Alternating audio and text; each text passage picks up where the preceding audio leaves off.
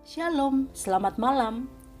Renungan malam ini, Sabda Bina Umat, Minggu 20 Maret 2022. Firman Tuhan malam ini terambil dari 2 Tawarik 15 ayat 13 sampai 19. Demikian firman Tuhan. Setiap orang, baik anak-anak atau orang dewasa, baik laki-laki atau perempuan yang tidak mencari Tuhan Allah Israel harus dihukum mati. Mereka bersumpah setia kepada Tuhan dengan suara yang nyaring, dengan sorak-sorai dan dengan tiupan nafiri dan sangkakala. Seluruh Yehuda bersukaria atas sumpah itu, karena dengan segenap hati mereka bersumpah setia dan dengan kehendak yang bulat mereka mencari Tuhan. Tuhan berkenan ditemui oleh mereka dan mengaruniakan keamanan kepada mereka di seluruh penjuru.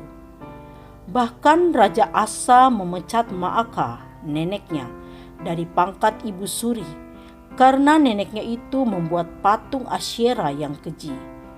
Asa merobohkan patung yang keji itu, menumbuknya sampai halus dan membakarnya di lembah Kidron. Sekalipun bukit-bukit pengorbanan tidak dijauhkan dari Israel, namun hati Asa tulus ikhlas sepanjang umurnya. Ia membawa persembahan-persembahan kudus ayahnya dan persembahan-persembahan kudusnya sendiri ke rumah Allah, yakni emas dan perak serta barang-barang lain. Tidak ada perang sampai pada tahun ke-35 pemerintahan Asa. Demikianlah firman Tuhan.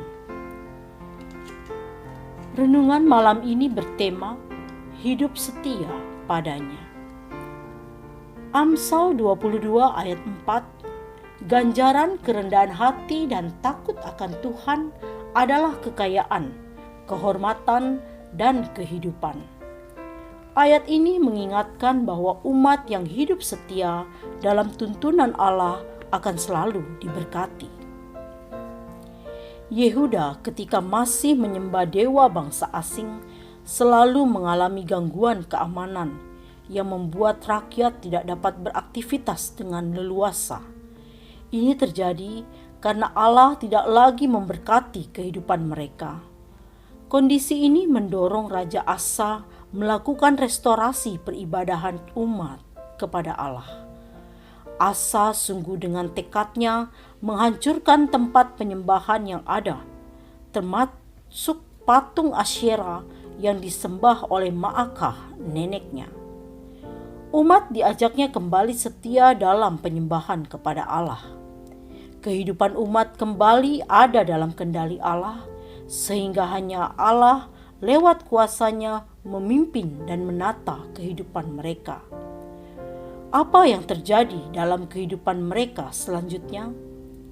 Ayat 19 menyatakan bahwa setelah mereka kembali setia dalam penyembahan kepada Allah, maka Yehuda mengalami 35 tahun kehidupan yang aman. Kiranya firman Allah ini pun menjadi perenungan pribadi kita. Apakah dari pagi hingga malam ini kita juga sudah berlaku setia kepada Allah? Berlaku setia kepada Allah menuntut kesungguhan hati untuk hidup dalam aturan Allah. Allah tahu bahwa kita sangat rawan terbujuk rayuan kehidupan dunia. Perhatikanlah, penyertaan Tuhan itu terjadi karena kita mau sungguh hidup setia melakukan kebenaran firman-Nya. Antara ucapan dan perbuatan harus sejalan. Hidup dalam kebenaran firman-Nya harus nampak dalam perilaku pribadi yang menampakkan kemuliaan Tuhan.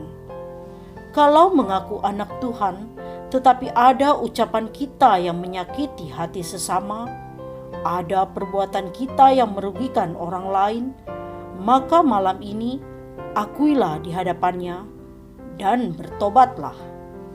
Perbaikilah hidup kita dan kembali berlaku setia kepadanya. Maka di sana ada damai di hati kita Ingatlah, hidup kita haruslah memancarkan kemuliaan Tuhan bagi sekitar. Doa malam ini, ya Allah, ajarkanlah kami untuk hidup setia pada tuntunan firman-Mu di tengah kehidupan kami setiap hari. Amin. Demikianlah renungan malam ini. Selamat beristirahat. Tuhan Yesus memberkati.